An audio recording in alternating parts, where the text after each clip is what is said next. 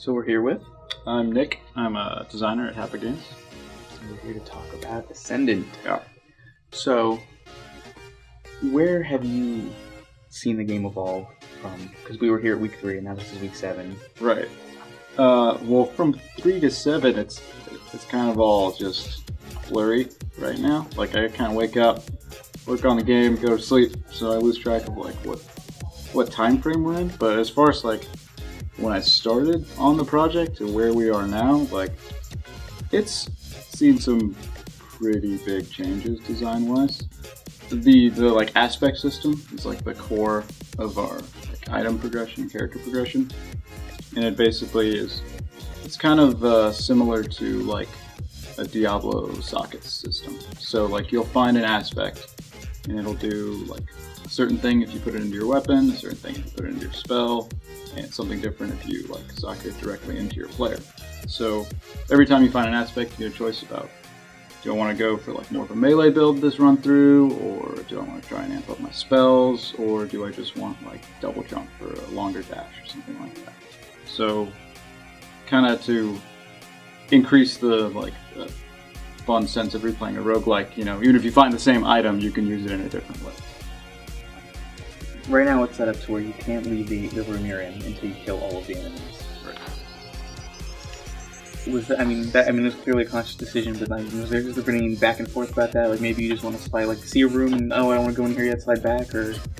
It was, we're modeling like it slightly after Isaac, Binding Isaac, as far as how they did the room, where like you need to clear this room. Like that gets the length into the roguelike playthrough, because otherwise you could just, you know, blitzkrieg to a boss room, like dash your way through, get the boss, and you could probably be done with the game in like, you know, 20 minutes maybe, you know, fast enough. But this also like allows us to balance it in a way to where the enemies are difficult enough and you have to face them to where you'll get your health down, you know, at some point. It'll make it an actual challenge rather than just, you know, Fight the boss. yeah, trailblazing past everything, fight the boss, you're good. It needs to be a constant, like, you doing battle, watching your back, like, dodging, trying not to. Now, you've been slowly introducing the aspect system into the build, and it was a little bit in there this time. So how has the implementation of that system gone out, and how are we going to be able to actually use it in the final build? In the final build, you'll pick up an aspect, and we're not planning right now on having like a proper inventory, so you won't be able to just carry these things around. So as soon as you get it, it'll ask you whether you want to socket it in your weapon or your spell or in your player, or consume it for like a permanent stat bonus. So take for instance like the Earth aspect, tentatively titled. If you put it into your spell, then all of your spells would pierce, so they go straight through enemies, straight through other enemies in the line. If you put it into your weapon, then you would have like a percent chance to stun an enemy on attacks. If you put it into your player, then every time you did like a launching attack, which, you know, you're charging your power attack to launch an enemy into a wall or another enemy, you're immune to damage, so you don't have to worry about another, you know, Grunt sneaking up and like shivving you from behind. But then you could also just consume the aspect, which would destroy it, but you get like a permanent HP bonus. So every time a player finds an aspect, they get to decide how they want to play the game, or what goes the best with their current loadout. But then you're also going to be able to find weapons and spells that have more than one socket. So you'll be able to combine like that percent chance to stun on your weapon with like maybe an increased knockback, or combine the piercing on your spell with like the slow, so you can slow enemies in a line. So you'll be able to find weapon spells with more sockets and just kind of create your own combinations of effects. Now, working in a roguelike, it's randomized. You're going through randomized environments. Yep.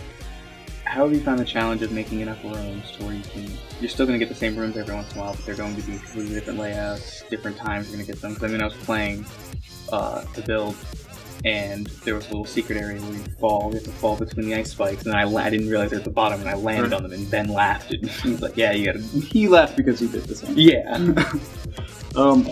Well, we've got, like, currently the system that we're working on is, we've got types of rooms. So you've got like a room that goes left and right, and you've got like a room that goes, that just has a right entrance. So we'll make a bunch of rooms for each one of those categories. And then we also have special rooms that we're starting to introduce. So like you'll find a shop, and we can guarantee that there will be a shop in each like level, like the combination of rooms that each level up into a box contains. Or we'll have special rooms that will have like an event in it where you have a chance for like bonus loot, or like maybe just a really difficult encounter or a mini boss or something. So we can force certain rooms that we want, including like rooms that have little fancy spike puzzles. And we don't have to necessarily leave it all up to chance. But then we can also have, variety in the special room that spawns from that. So as long as we create enough content, it should be all right. What is your next project? Like, what do you want to see put into the game from this point forward? Right now, the big thing that we're working on is implementing a lot more of the aspects and actually the system with which to socket hunt. That's the big thing right now, and then our other programmer is working pretty heavily on followers.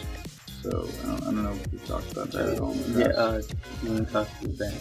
Yeah, we talked about the followers. Yeah, so those are the two like big things that are left on the plate, aside from tons of AI work and implementation of weapons and enemies and levels. Well, thank you so much for talking with us. We'll definitely have to check in a little further down the line. Thank you. Yeah, no problem.